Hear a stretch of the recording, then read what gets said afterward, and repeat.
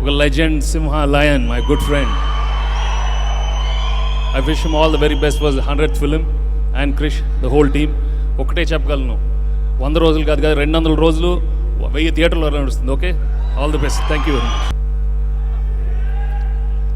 బాలయ్య బాబు చరిత్రలో 100వ cinema. 100వ cinema అంటే ఎన్నిక చేసుకున్న సబ్జెక్ట్ గౌతమీపుత్ర శాతకర్ణి. మొట్టమొదటి తెలుగు చక్రవర్తి కథను ఎన్నుకోవడం తెలుగు జాతి గర్వించదగ్గ విషయం. ఇది మామూలు విషయం కాదు. 33 రాజ్యాల్ని జయించి చక్రవర్తి అయిన గౌతమీపుత్ర శాతకర్ణి కథని ఈ రోజున మనం చేసుకుంటున్న ఉగాది పచ్చడి ఆయనతో ప్రారంభమైంది. అటువంటి మహనీయుడి చారిత్రాత్మక కథని నిజంగా తీయాలని ఆలోచన కృషికు రావడం, దాన్ని బాలయ్య బాబు ఆమోదించడం నిజంగా తెలుగు జాతి గర్వించదగ్గ విషయం అని మీ అందరికీ తెలియజేస్తుంది. ఏ పాత్ర వేసినా ఆ పాత్రలో ఒదిగిపోయే బాలయ్య ఈ పాత్రలో మామూలుగా కనిపించడు. జానపదం, పౌరాణికం, సోషల్, యాక్షన్, సెంటిమెంట్ ఏ యాంగిల్లోకి వెళ్ళినా తనకి తను మలుచుకునే బాలయ్యని మనం మా గౌతమీపుత్ర శాతకర్ణిగా చూడ్డానికి ఎదురు చూస్తాం. ఇప్పుడు ఈ వేదిక మీద ఇంత పెద్దలు మాట్లాడే ముందు నేనేం మాట్లాడదలుచుకోలేదు. ఒక గొప్ప చిత్రాన్ని మలుస్తున్నా అనే భావన నాలో ఉంది. ఒక గొప్ప కథను తీసుకెళ్తే మరుక్షణమే దాన్ని ఆమోదించి చేద్దామని నన్ను ముందు నుండి నడిపిస్తున్న బాలయ్య బాబుకి మీరు అన్నట్టు జై బాలయ్య, జై జై బాలయ్య. ఇప్పుడు మన బాలయ్య మాట్లాడతారు.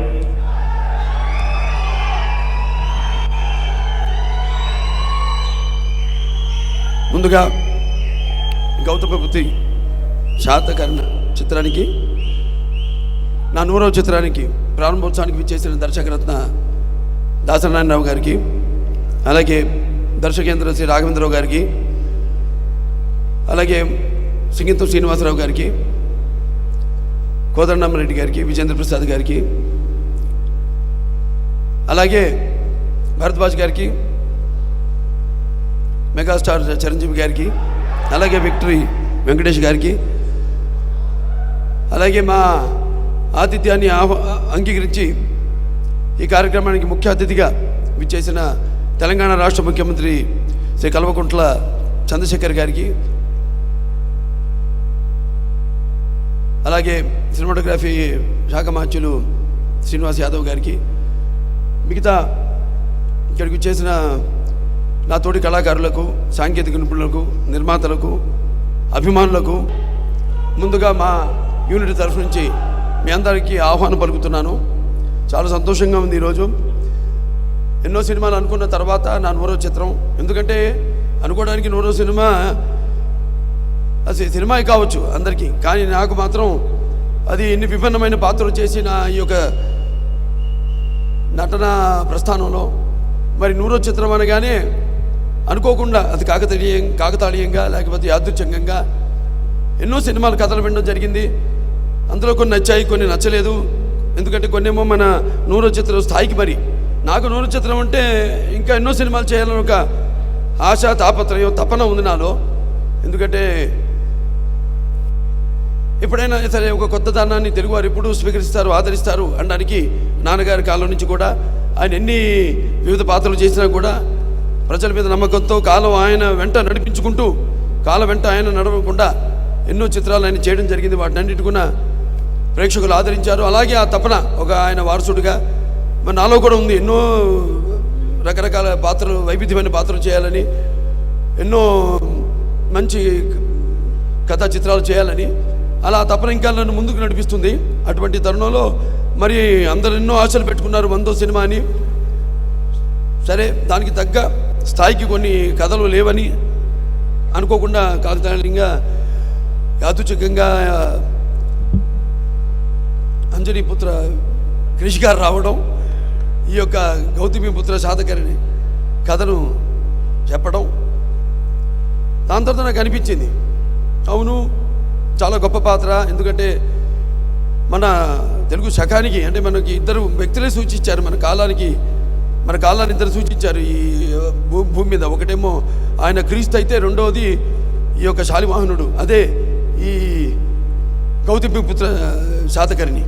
సరే, అటువంటి మహత్తరమైన పాత్ర ఆయనతోనే మొదలైంది. మన తెలుగు క్యాలెండరు కోలమానం, మన తెలుగు కోలమానం కాలం యొక్క కోలమానం ప్రారంభమైంది.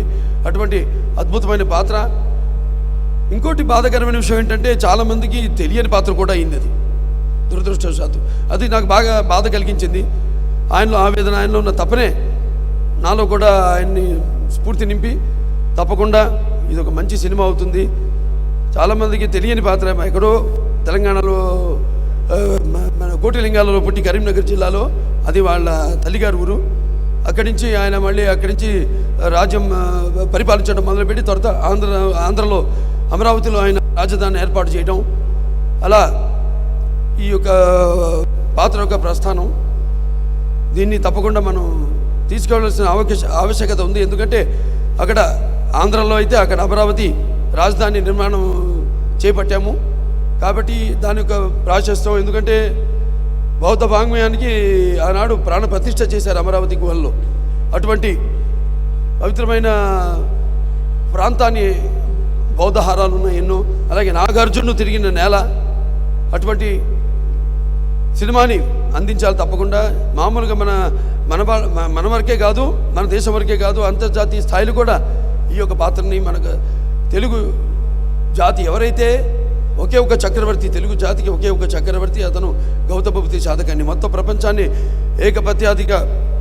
ఏకపత్యాది కింద పరిపాలించిన మహానుభావుడు మన తెలుగు పౌరుషం. అలాగే తెలుగు జాతి ఆత్మగౌరవం కూడా అందరికీ చాటి చెప్పిన మహానుభావుడు. మొత్తం రాజులందరినీ కూడా 33 రాజులను ఓడించి వాడికి 2 ఇచ్చాడు ఆప్షన్స్.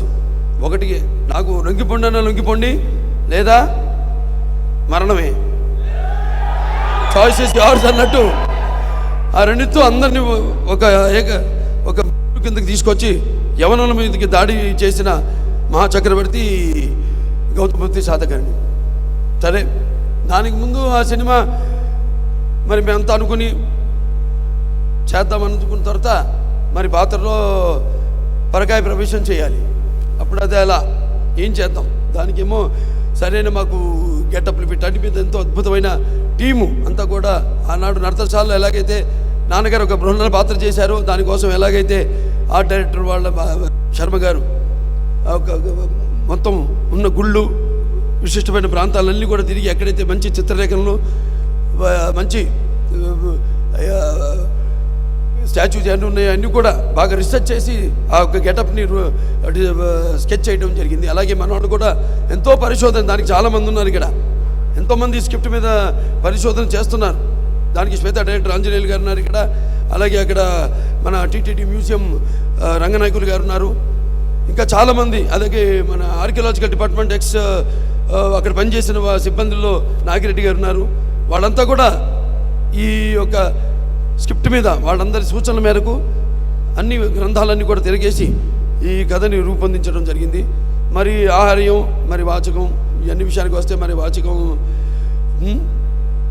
మరి నాన్నగారు మరి 1973లో నా నుదుట ఈ యొక్క నట తిలకం దిద్దారు. మరి అప్పటి నుంచి ఈ యొక్క 43 ఏళ్ల ప్రస్థానంలో 99 చిత్రాలు, మరి ఎన్నో నడుస్తూనే ఉన్నాను, గెలుస్తూనే ఉన్నాను. అప్పుడప్పుడు కొన్ని అపజయాలు కూడా నాకు ఎదురుపడ్డాయి, కానీ నా చిటుకుని వేలు కూడా కదించలేకపోయాను.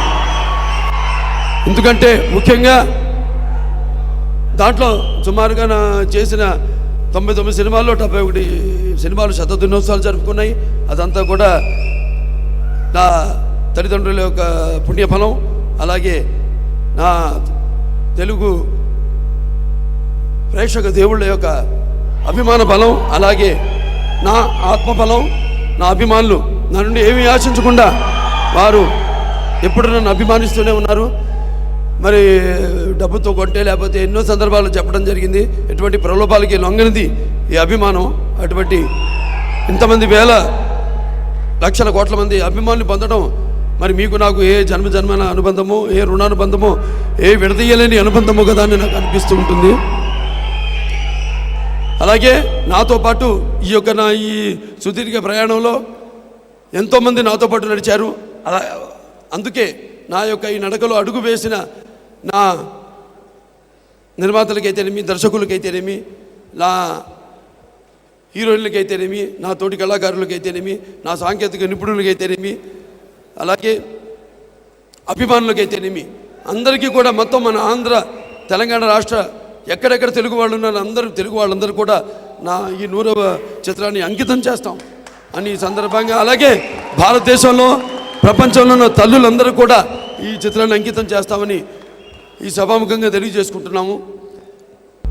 అలాగే మరి అసలు ఈ గౌతమపుత్రి శాతకర్ణి పిచ్చ అనుకోగానే చాలామంది అసలు మరి ఈ సినిమాని 100 చిత్రంగా ఎంచుకోవడానికి కారణాలు చాలా ఉన్నాయి. దాంట్లో ఒకటేమో అసలు చాలామందికి తెలియకపోవడం, నేను ఇంతకుముందు చెప్పినట్టు అసలు గౌతమపుత్రి శాతకర్ణి అన్నది అదొకటి. ఆయన చేసి మరి ఏకఛత్రాధిపత్యం కింద ఈ యొక్క మొత్తం దేశాన్ని ఈ అఖండ సుమారుగా 2020వ సంవత్సరం క్రీస్తు పూర్వం ఈ యొక్క శాతవాహనులు మొదలయ్యారు. దానికి ఆద్యుడు శ్రీముఖుడు. దాని తర్వాత ఒక 420 సంవత్సరాలు పరిపాలించారు వాళ్ళు.